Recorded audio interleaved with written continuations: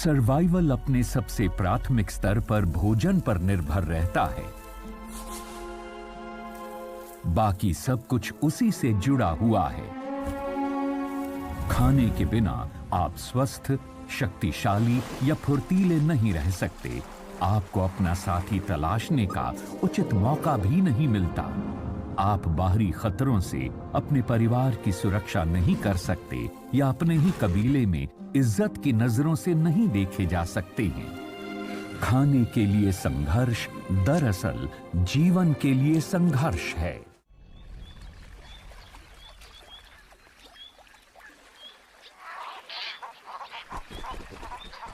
Danube delta में खाने के लिए होती खूंखार झड़प का एक दृश्य।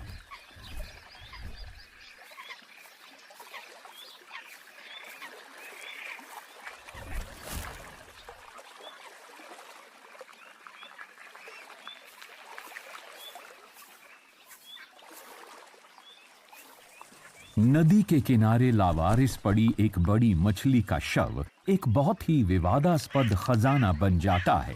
हालांकि पहली नजर में ऐसा नहीं लगता कि इस बात पर यह झगड़ा हो रहा है कि यह मछली किसकी है। ये हुडेड कौवों का झुंड अपने इस स्वादिष्ट मीट की खोज का आनंद ले रहा है। लेकिन सब कुछ बेमजा हो जाता है जब उन्हीं की तरह भूखा एक सियार हाजिर हो जाता है।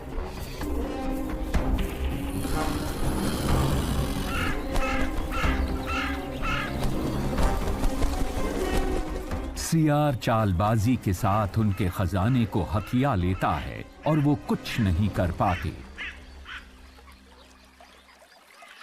लेकिन ये तो इस भिड़ंत की अभी शुरुआत ही हुई है। सियार अपने इस खजाने के साथ ऐसी जगह आ जाता है जहां वो इसे अकेले में खा सके। लेकिन यहां और भी संभावित खाने वाले मौजूद हैं जिनका ध्यान इस खलबली से आकर्षित हो गया है। विशाल व्हाइट टेल्ड ईगल्स को भी इसमें से हिस्सा चाहिए। और इतने बड़े शिकारी भूख लगने पर बहुत ज्यादा हिंसक हो जाते हैं।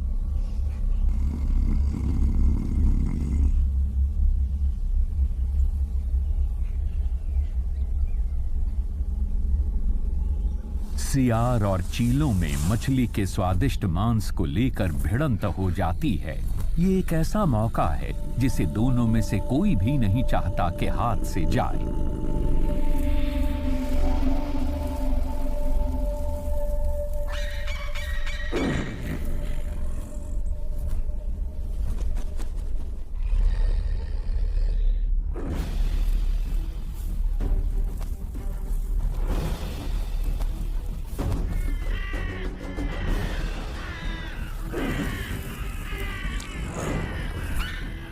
नुकीले दांत, चोंच और पंजों की ये एक तरह की तलवारबाजी है। ऐसा लगता है कि इन बड़ी चीलों का कब्जा हो गया, लेकिन सियार भी डर कर इतनी जल्दी हार मानने वाला नहीं। वो अपने लुटे हुए धन को वापस पाने के लिए लगातार झपट्टा मारता रहता है।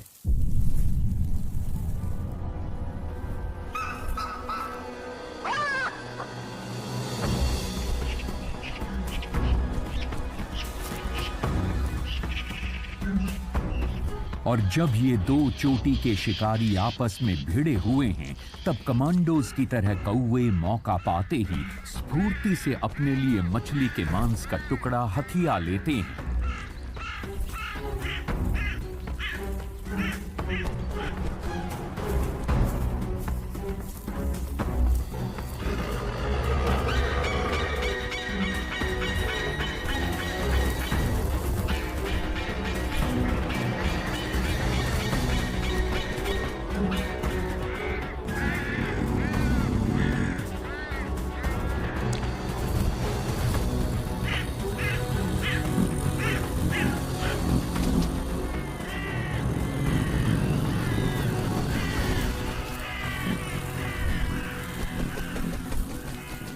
भोजन के लिए ये कभी न खत्म होने वाली लड़ाई है, जिसमें प्रत्येक लड़ने वाले के बल और दृढ़ता की परीक्षा होती है।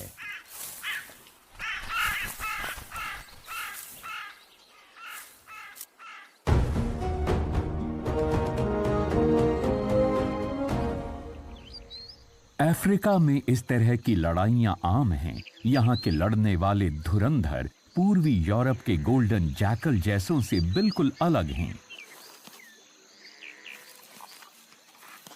ये महान शिकारी उतने शक्तिशाली नहीं होते जितने दिखाई देते हैं।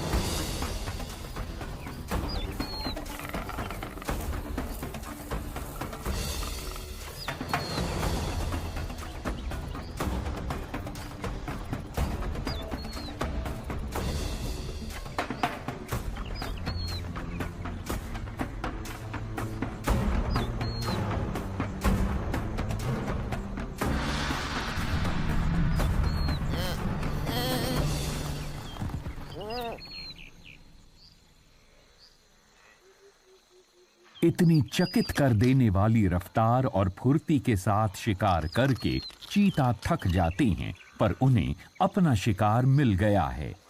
लेकिन ये थके मांदे एक पल भी आराम नहीं कर पाते। ये अच्छे धावक हैं, लड़ाकू योद्धा नहीं, इसलिए इन्हें जल्दी जल्दी खाना होगा। ये लड़ाई बराबर की नहीं। अक्सर शेर और लकड़बग्घे चीतों की मेहनत से कमाए हुए शिकार को चुरा लेते हैं। यहाँ तो एक अकेला चित्तीदार लकड़बग्घा तक इनके शिकार को चुराने में समर्थ है। चीते उसे रोकने की थोड़ी बहुत कोशिश करते हैं, लेकिन उन्हें इस तरह की भिड़ंत में हारने की आदत होती है। इसलिए वो अपना पेट भरने के लिए जितनी जल्दी हो सके उतनी जल्दी जल्दी खा लेते हैं, इससे पहले कि उनके शिकार को उनकी आंखों के सामने से ही लूट लिया जाए।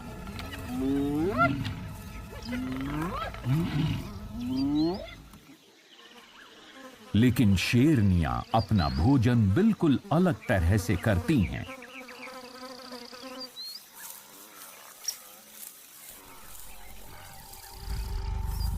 ये अपने बड़े समूह बनाकर अपना पूरा जोर लगाकर एक साथ शिकार करती हैं।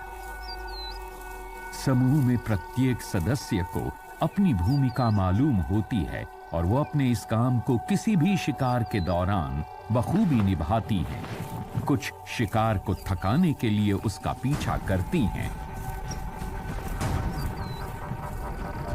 जबकि दूसरी उचित मौका पाते ही उस पर झपटती हैं। केप भैंसों से लेकर दरियाई घोड़ों तक ये किसी से भी टकराव मोल ले सकती हैं।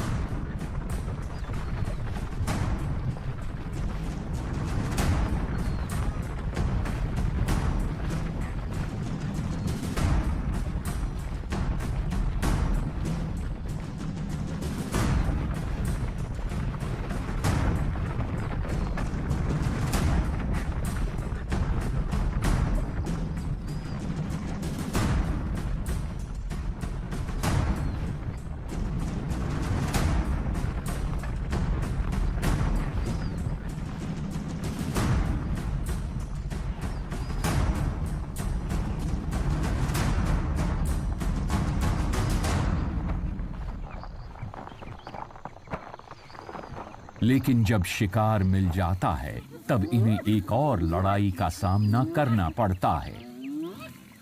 पास में ही घात लगाए बैठे लकड़बग्घे, कोई अकेला लकड़बग्घा इनके सामने टिक नहीं पाता, लेकिन भूखे लकड़बग्घों के इस दस्ते का सामना करना बिल्कुल अलग ही बात है।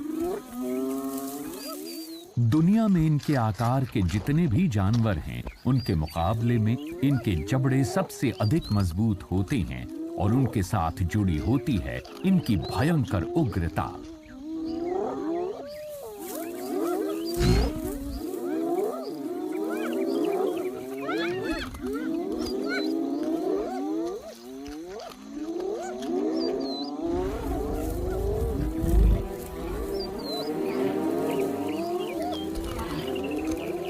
इन स्कैवेंजर्स यानी मुर्दाखोरों के झुंड के जोश के आगे शेरनी का विरोध और हौसला ठंडा पड़ जाता है।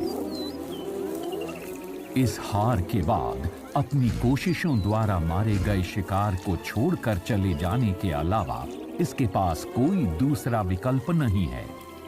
दरअसल ये शेर जितनी सर्वशक्तिमान दिखती तो हैं, पर उतनी होती नहीं है। जैसे यहां युद्ध के मैदान में अपनी दुम दबाकर पीछे हटने के अलावा इनके पास कोई दूसरा रास्ता नहीं। पर इस सब के बावजूद ये खेल अभी खत्म नहीं हुआ है, क्योंकि वो एक जानवर जिससे लकड़बग्घे भी डरते हैं, वो है एक नाराज नर शेर। और ये अपनी पूरी युद्ध की तैयारी के साथ आ रहा है।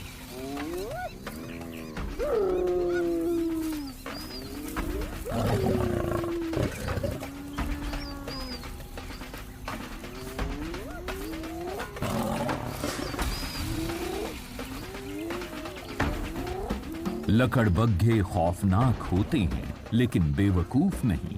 वो अच्छी तरह से जानते हैं कि अब उन्हें अपने खाने को छोड़ना ही होगा।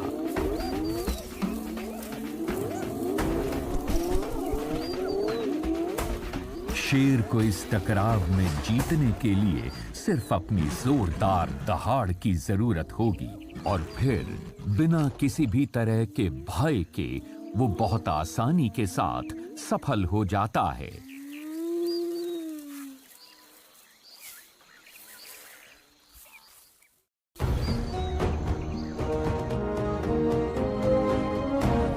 दक्षिणी यूरोप के आइबेरियन पेनिनसुला में अफ्रीकन महाद्वीप की स्कैवेंजर यानी मुर्दाखोर गिद्धों की प्रजाति से बहुत कुछ मिलती जुलती एक प्रजाति पाई जाती है। ग्रिफिन और यूरेशियन काले गिद्ध बहुत लंबे समय से पर्यावरण में पाए जाने वाले उन तमाम सेनानुमा झुंडों के सक्षम प्राणियों की तरह हैं, जो केवल अच्छी तरह से संरक्षित जंगली इलाकों में सरवाइव करते हैं।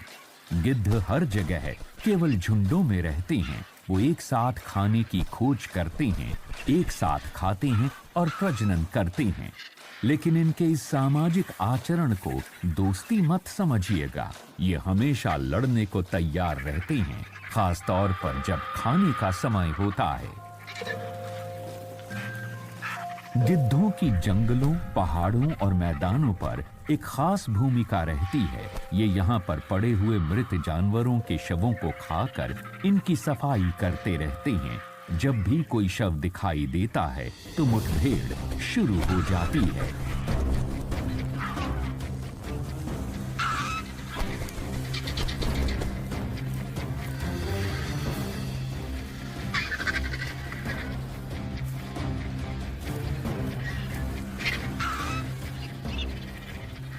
काले गिद्ध दूसरी किस्म के गिद्धों से बड़े और अधिक ताकतवर होते हैं और खाते समय छोटे गिद्धों पर अपना दबदबा बनाए रखते हैं। लेकिन खाने का बंटवारा होते समय माहौल दोस्ताना और खुशनुमा बिल्कुल नहीं होता है, बल्कि उसका उल्टा होता है। ये सर्वाइवल के संघर्ष का बुनियादी गुण है।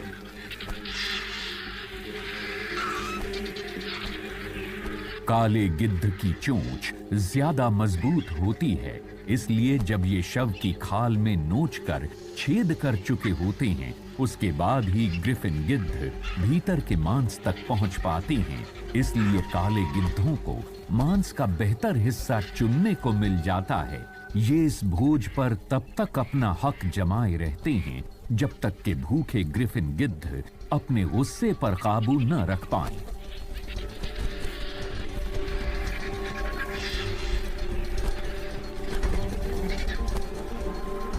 देखने में इस दावत में बहुत अफरा तफरी दिखाई देती है, लेकिन इनके भोजन करने में एक व्यवस्था है। जो सबसे अधिक भूखा है वही अपने खतरनाक पंजों और अपनी गर्दन को आगे बढ़ाता हुआ सबसे अधिक उग्र है।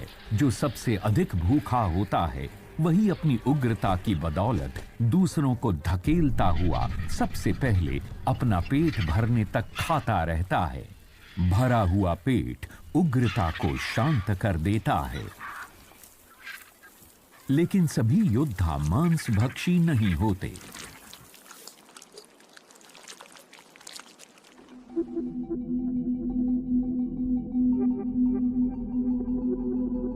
टेनरीफे, माउंट टेडे वो विशाल ज्वालामुखी पहाड़ है जो समुद्र की सतह से 3000 मीटर से भी ज्यादा ऊंचे हैं। कनेरी आइलैंड के इस पथरीले पहाड़ पर अभी भी डायनासोर्स घूमते हैं, या शायद उनके करीबी रिश्तेदार। विशाल छिपकलियां अपनी डरावनी शक्ल सूरत के साथ अपने क्षेत्र में गश्त करती रहती हैं।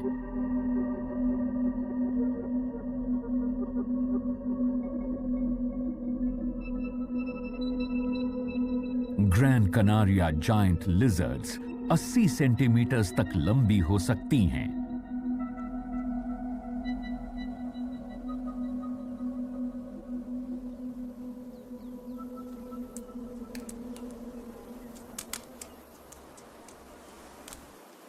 अपनी इस डरावनी और प्राचीन शक्ल सूरत के बावजूद ये अधिकतर शुद्ध शाकाहारी ही होती हैं। कनेरिया के कैक्टस और झाड़ियों के फल, फूल और टहनियां इनके मुख्य आहार हैं।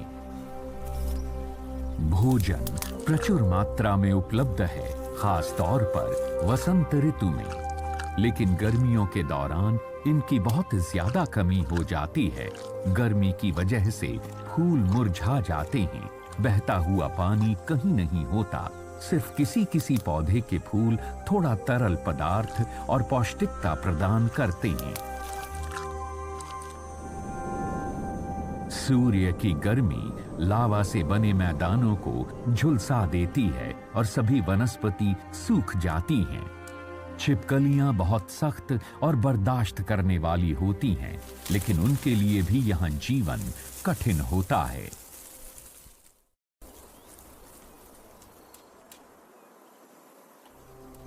जब राहें सख्त हों, तब सख्त राही और भी दृढ़ हो जाती हैं। ऐसे में जब साधनों की कमी हो जाती है, तब इनमें नमी देने वाले गूदेदार फलों के लिए लड़ाई शुरू हो जाती है। ये लड़ाई अधिकतर बराबरी की नहीं होती। बड़ी छिपकलियां छोटों से अधिक तेज और ताकतवर होती हैं।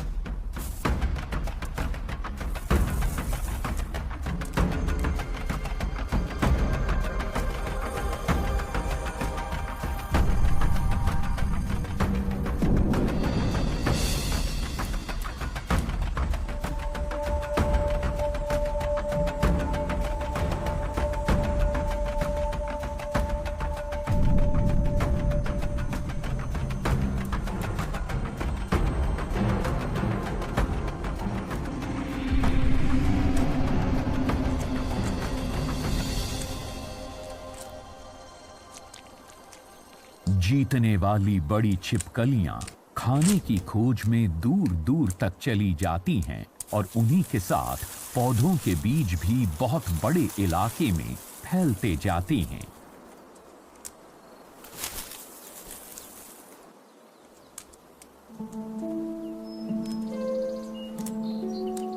खाने के लिए इस तरह के मुकाबले पशुओं की दुनिया में आम हैं, यहां तक कि बहुत छोटे जंतुओं के बीच भी। इस ग्रह के कुछ हिस्सों में, जैसे नामीबिया के छोटी झाड़ियों वाले जंगलों के कीड़े मैंटिस अत्यधिक मात्रा में मौजूद हैं और ये दूसरे कीड़ों को खाने के लिए एक दूसरे से भिड़ते रहते हैं, यहां तक कि दूसरे मैंटिस को भी खाने के लिए। मैंटिस बहुत कुशल शिकारी होती हैं और आकार में अपने से बड़े कीड़े का भी शिकार करने में सक्षम होती हैं। इनकी देखने की क्षमता अद्भुत होती है। इनके पंजे कांटेदार और नुकीले होते हैं, जिससे इन्हें शिकार को पकड़े रखने में मदद मिलती है और इनके जबड़े कड़े से कड़े आवरण वाले कीड़ों के कवच को तोड़ने में सक्षम होते हैं। मैंटिस बहुत से साइजेस में होते हैं और हर प्रजाति की शिकार की अपनी पसंद होती है। ये पसंद एक ही तरह की होने की वजह से इनमें शिकार को लेकर बहुत ज्यादा प्रतिस्पर्धा होती है, खास तौर पे अगर एक ही किस्म के दो मैंटिस एक ही शाख पर आमने सामने हो गए तो।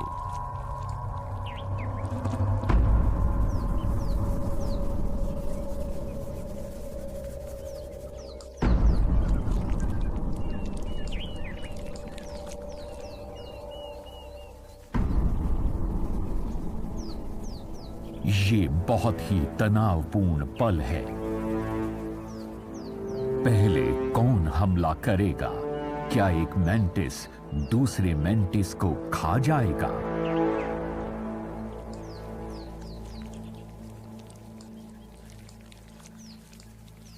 लेकिन यूरोपियन या प्रेइंग मैंटिस के बीच एक नियम चलता है, वो एक दूसरे से कभी नहीं लड़ेंगे या मारेंगे। उसकी जगह लंबे समय तक एक अजीब सी प्रतियोगिता शुरू कर देते हैं।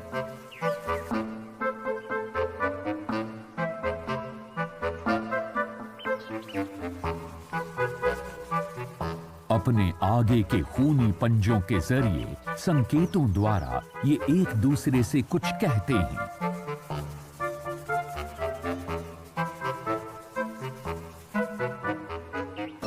हाव भाव और इशारों द्वारा एक दूसरे को डराने की चेष्टा करते करते ही ये मुकाबला खत्म हो जाता है और दोनों बिना किसी को नुकसान पहुंचाए अपने अपने रास्ते चल देते हैं।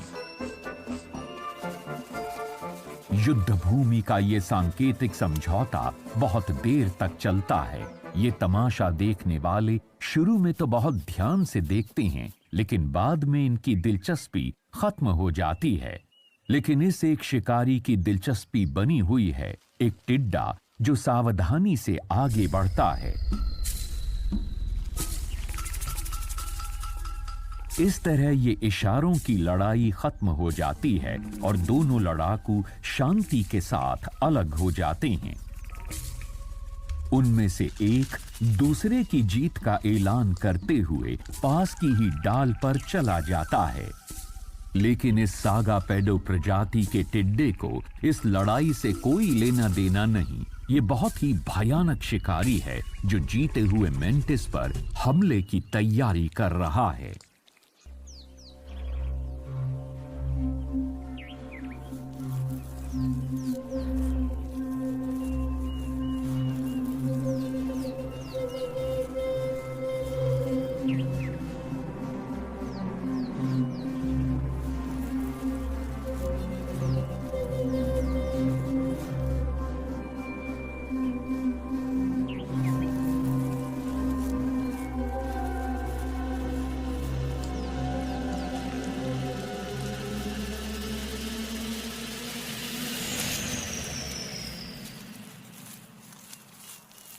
दोनों मैंटिस अपनी शांति वार्ता में इतने व्यस्त थे कि उनका ध्यान किसी तीसरे भूखे शिकारी की तरफ गया ही नहीं। सागा पेडो कोई भी मौका चूकता नहीं। एक मैंटिस को खा लेने के बाद दूसरा भी, जो इतनी तनावपूर्ण परिस्थितियों से निकला है, टिड्डे का शिकार हो जाता है। एक अजीब सी विडंबना है कि दोनों मैंटिस उस वक्त शिकार बन गए जब वो आपस में उस क्षेत्र के लिए लड़ रहे थे जहां उन्हें खाना मिलता था।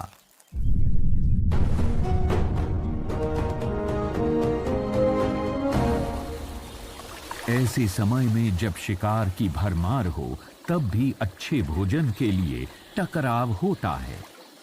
दूर दूर तक फैले हुए अलास्का में जब गर्मियां आती हैं, ग्रिजली भालू नदी के मुहाने पर आकर इकट्ठा हो जाते हैं।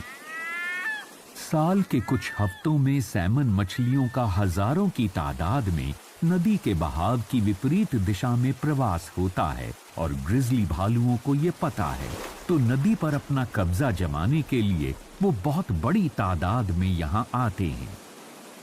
सैमन्स का आगमन होने वाला है। ज्यादा बेसब्र भालू नदी के मुहाने पर टहलते रहते हैं। यहाँ शिकार कर पाना मुश्किल है। जैसे जैसे गर्मियां बढ़ती हैं, यहाँ आने वाली सैमन की तादाद भी बढ़ती जाती है। फसल का आनंद लेने का समय आ गया है।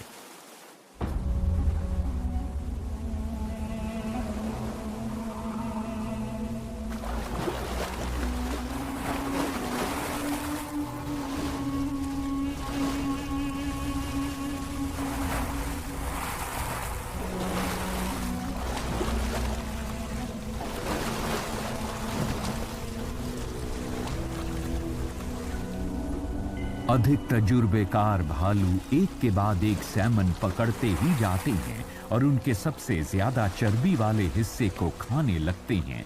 इससे उन्हें खुद के वजन को बढ़ाने में मदद मिलती है, जिससे वो आने वाले जाड़ों का सामना कर सकें। इस मछलियों की दावत का कुछ दूसरी प्रजातियां भी फायदा उठाती हैं। जो बचे खुचे मछली के टुकड़े नदी के किनारे जमा होते हैं, सीगल्स उनसे अपना गुजारा करती हैं। जब तक यहाँ सबके लिए भोजन की अधिकता है, तब तक तो सब कुछ शांत है, शायद।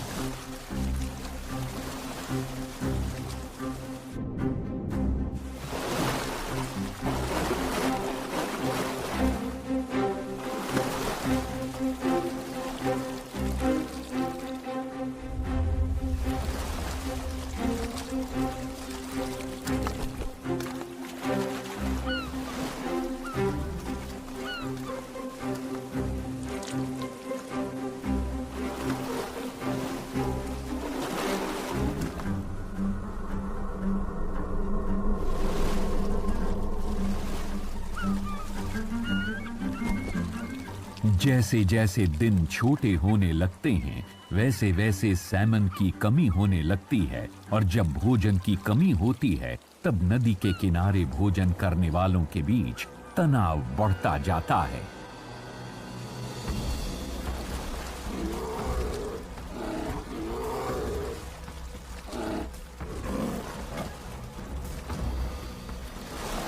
अब सिर्फ ताकत और बड़े डील डॉल वाले की ही जीत होगी। सबसे बड़े भालुओं का अब आमने सामने का टकराव है। ये एक खुला मुकाबला है, जिसमें भालू एक दूसरे को यहां से भगाना चाहते हैं। ये उनके सर्वाइवल का सवाल है। प्रत्येक को अपने शरीर के वजन को 2 गुना ज्यादा करना है, ताकि आने वाले शीतकाल का वो सामना कर सके। ऐसे में चर्बीदार सैमन ही इनका उद्धार करने वाली है। इस लड़ाई में किसी की मौत नहीं होती। ज्यादा शक्तिशाली और आक्रामक भालू अपना दबदबा दूसरे तरीकों से जाहिर करते हैं, और अब ठंड का मौसम आने वाला है, इसलिए कम ताकतवर और छोटे भालू अपनी हार स्वीकार कर लेते हैं, क्योंकि जाड़ा अपने साथ बहुत ही कठोर परिस्थितियां लेकर आता है।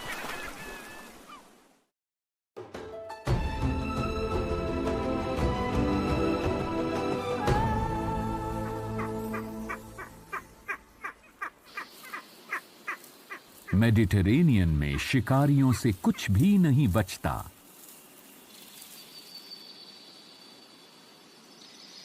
सियरा स्टेकासोला में स्पेनिश इंपीरियल चील शिकार की खोज में अपने दिन की शुरुआत करती है। वो आकाश में उड़ते हुए अपने क्षेत्र का मुआयना करती है।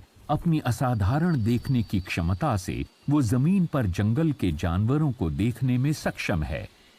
मेडिटेरेनियन ओक के जंगलों के चोटी के शिकारी स्पेनिश इंपीरियल चील और आइबेरियन लिंक्स खरगोशों के शिकार में माहिर हैं।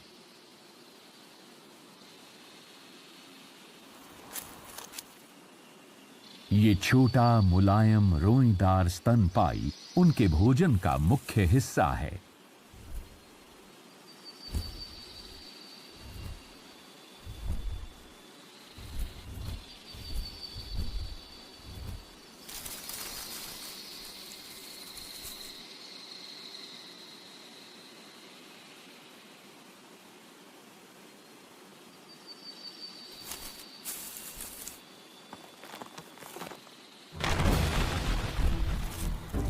वैसे तो ये चील महान शिकारी होते हैं, लेकिन इस युवा चील ने अभी तक अपने तरीकों में कुशलता हासिल नहीं की है। इससे बहुत से शिकार छूट जा रहे हैं।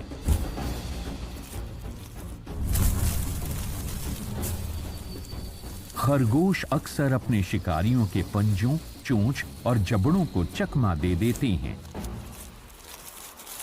लेकिन देर सवेर शिकारी कामयाब हो ही जाते हैं।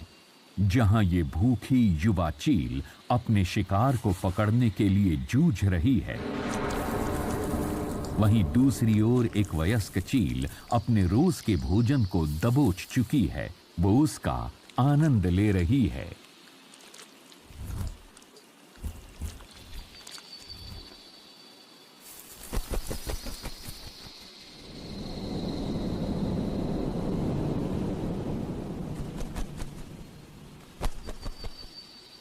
एक महान शिकारी होते हुए भी ये चील इत्मीनान से अपना भोजन नहीं खा पाती। दक्षिण में जाड़े का मौसम बहुत कठोर होता है और ऐसे में सभी जानवरों के लिए भूख बर्दाश्त कर पाना मुश्किल हो जाता है। लाल चीलों ने इसके लिए एक तरकीब विकसित कर ली है, एक समूह में काम करने की तरकीब। छोटी शिकारी चिड़ियों के हल्ले गुल्ले के बावजूद चील अपना भोजन करती रहती है। भोजन के वक्त चारों तरफ इस तरह का शोर शराबा अपने दिमाग को शांत रखने की एक परीक्षा होती है।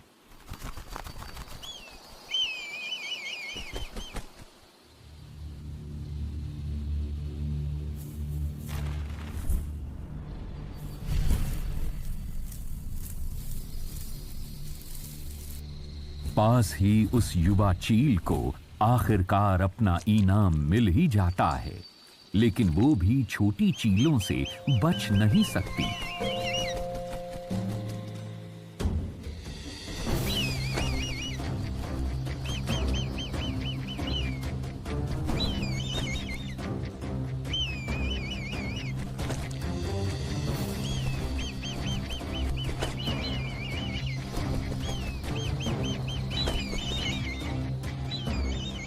उसका भाई भी चोरी करने के लिए उसके पास आ जाता है।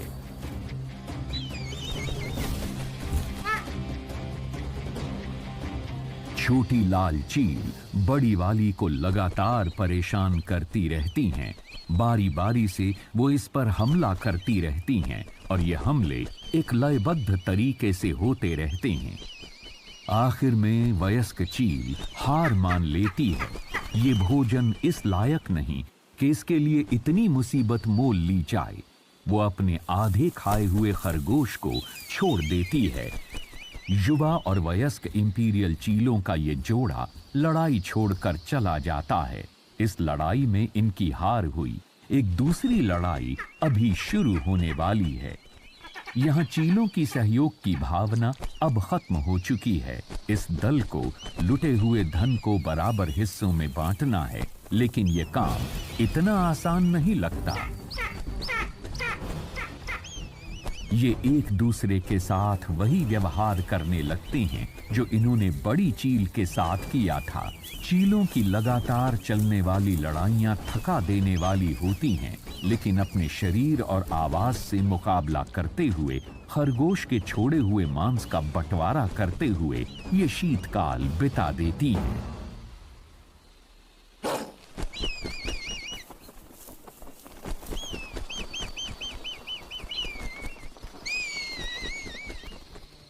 जब बात भोजन के लिए होने वाले टकरावों की होती है, तो उनमें इतनी विविधता है जितनी की प्रजातियों की किस्मों में।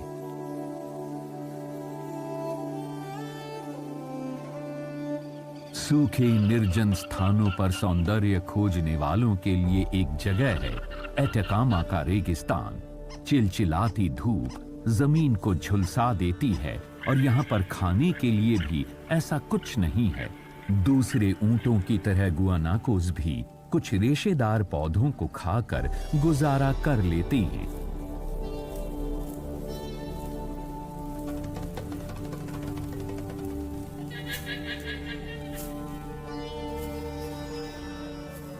इस इलाके का सख्त मौसम जानवरों की बलि मांगता है।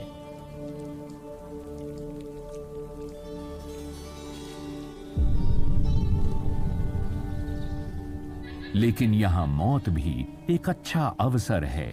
गुआनाको का सूखा हुआ कंकाल भी मौका परस्तों के लिए दावत का सामान हो सकता है। कुलपेयो या एंडियन लोमड़ी ये दुनिया के सबसे सूखे रेगिस्तान में रहकर शिकार करती हैं। ये खाने के लिए कीड़े मकोड़े, फल और जानवरों के शव खोजती रहती हैं। हालांकि ये खुद भी शिकार कर सकती हैं, लेकिन इनमें से ज्यादातर मुर्दाखोर ही बनी रहती हैं। किसी गुआनाको के अवशेष अच्छा भोजन होता है। सूखे और झुलसे हुए गुआनाको के ऊपर जरा सा भी मांस नहीं रह गया है। इसके बावजूद रेगिस्तान के बीच में पड़ा हुआ यह कंकाल किसी खजाने से कम नहीं। इससे इतना प्रोटीन मिल जाएगा कि इस लोमड़ी को बहुत दिनों तक खाने की जरूरत नहीं पड़ेगी। लेकिन इस इलाके में कुलपेयो अकेली नहीं है। इसके बहुत से रिश्तेदार दावत में शामिल होना चाहते हैं। एक परेशानी ये है कि भोजन को कौन किस क्रम में खाएगा। जिसे सबसे अधिक भूख लगी हो और जो सबसे अधिक शक्तिशाली हो, वो ही सबसे पहले खा सकता है।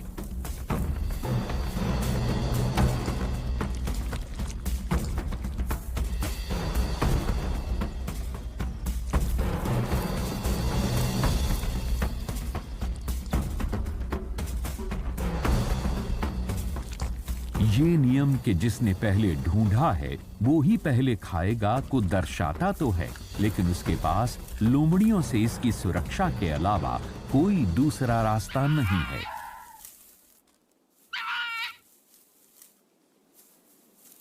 वो खा चुका है, लेकिन आने वाली लोमड़ियों को खाने से पहले अपनी शक्तियों को बाकियों के सामने जाहिर करना होगा।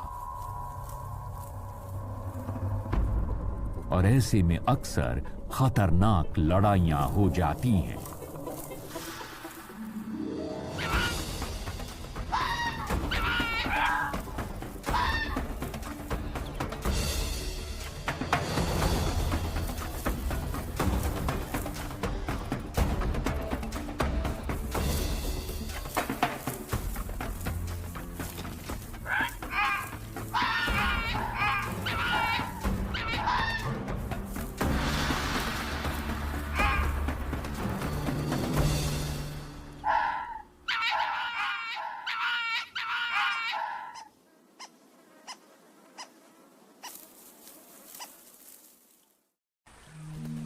एंडीज की दूसरी तरफ घने अमेज़न क्षेत्र में खाद्य सामग्री भरपूर मात्रा में उपलब्ध है। यहाँ के भी मौका परस्त इसका अच्छी तरह से फायदा उठाते हैं। ब्राजील के जंगलों में जैगुआर का राज चलता है। हर हफ्ते 2 या 3 बड़े जानवर इस शक्तिशाली बिल्ली की भेंट चढ़ते हैं। आज इसका शिकार एक केमन है। अगर वो बड़ा हुआ तो कुछ दिनों के लिए ये इस जैगुआर के लिए पर्याप्त होगा। जैगुआर उतना ही खाता है जितना उसको जीवित रखने के लिए जरूरी हो। इसकी वजह से इसकी ऊर्जा बची रहती है और इसके क्षेत्र के शिकार भी बचे पौधों के बीच छिपाकर आराम करने चला जाता है। लेकिन इस बार ये अपनी चालाकी का फायदा नहीं उठा पाएगा। इसके इस भंडार को गिद्धों ने खोज निकाला है। जहां केमन का बचा हुआ शव का हिस्सा पड़ा था, वो अब एक जंग का दूसरे से निर्मम तरीके से भिड़ जाते हैं। ये हलचल दूसरे और भी ज्यादा ताकतवर मौका परस्तों को आकर्षित करती है। कैराकरैस को इस झगड़े में हिस्सा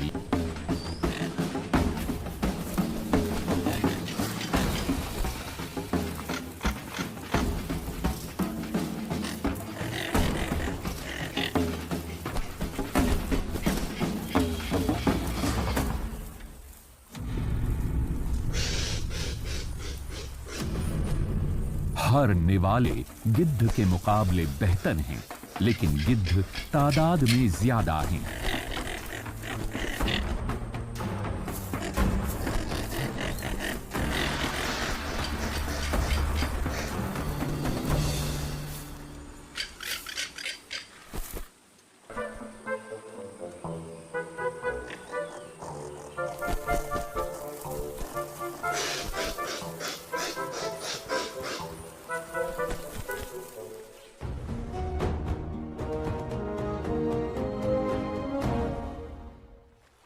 पास ही जंगल की एक छोटी नदी में केकड़ा खाने वाले रकून्स अपने संघर्ष में जुटे हुए हैं।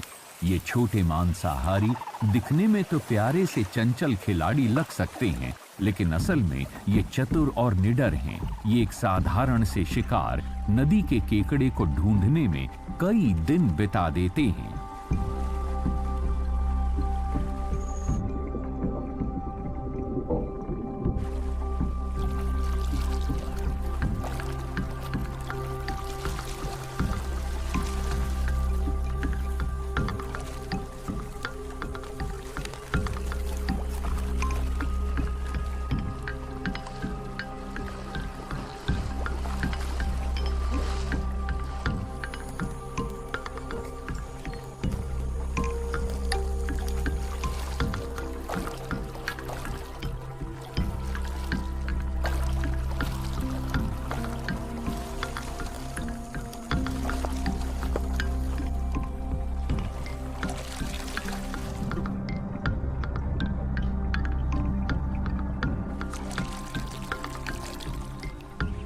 लेकिन जब भी एक मिल जाए तब इन्हें बहुत चौकन्ना रहना पड़ता है।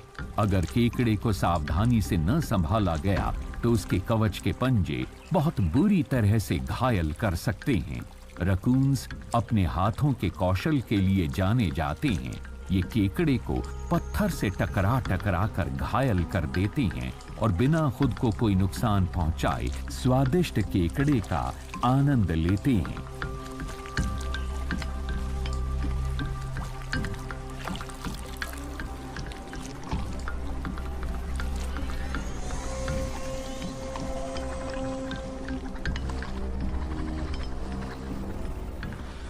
एक मरी हुई गिलहरी रोज के खान पान केकड़े से ज्यादा लुभावनी होती है। लेकिन परेशानी ये है कि परिवार के सभी सदस्य ऐसा ही सोचते हैं।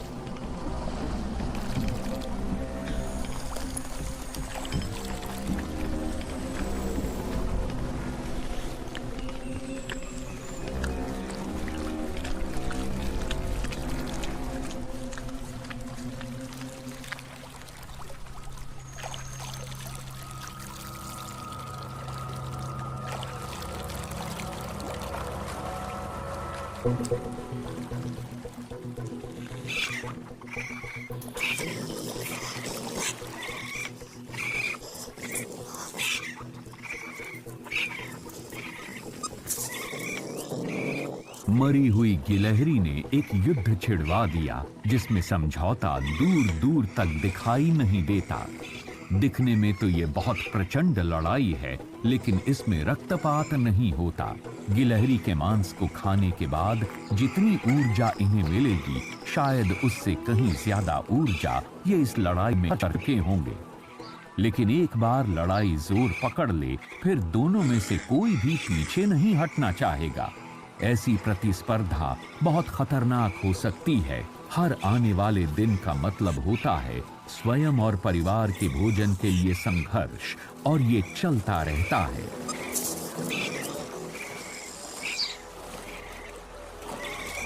ये संघर्ष इस ग्रह के सभी इकोसिस्टम्स को आगे बढ़ते रहने के लिए प्रेरित करता है, और इसमें समुद्र भी शामिल है। व्हाइट टिप शार्क अपने रोज का खाना पाने की कश्मकश में हर रोज उलझी रहती है। दर्जनों एक साथ तैरते हुए अपने नीचे समुद्र तल का मुआयना करती रहती हैं।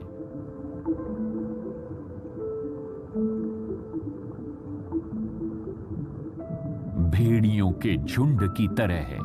कोरल्स में गश्त लगाते हुए अगर किसी एक ने मछली पकड़ ली, उसके बाद सहयोग एक विवाद में बदल जाता है। इस तरह के क्रूर मुकाबले प्रतीक हैं उन अप्रिय तरीकों के जिनके जरिए भोजन और सर्वाइवल के लिए जंग होती है।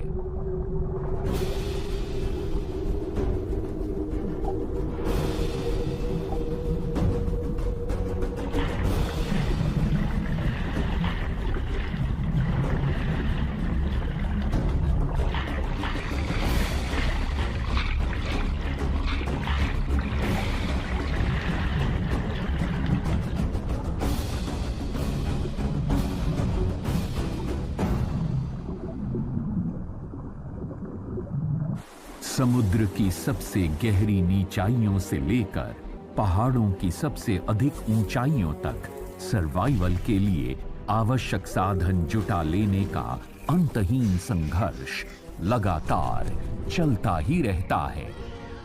इस ग्रह पर मौजूद हर जीवित जंतु अपने भोजन के हक की अनादिकाल से चली आ रही लड़ाई में लिप्त है।